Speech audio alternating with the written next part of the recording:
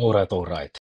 Chad, tonni X ja repun lastaus. Pistää sinne 10 kilon punnus, toinen, jos olet RX-mies, tai 5 kilon punnus 10 lisäksi, jos olet RX-nainen.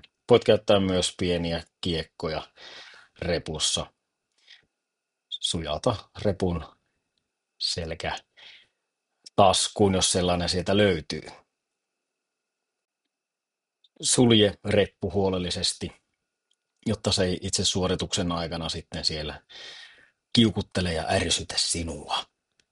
Ja ei sitten muuta kuin reppu selkään ja suorittamaan upeaa, ihanaa treeniä. RX siis 1000 boksiaskellusta vuorojaloin ja boksin korkeus on sekä miehillä että naisilla 50 senttiä. Täysi ojennus yläasennossa. Voitte tehdä treenin myös paritreeninä niin, että molemmilla on oma boksi ja keräätte boksiaskelluksia sitten yhteiseen tulokseen. Treenin voi tehdä myös You Go, I Go -tyylillä, jolloin yksi suorittaa kerrallaan ja toinen on tauolla.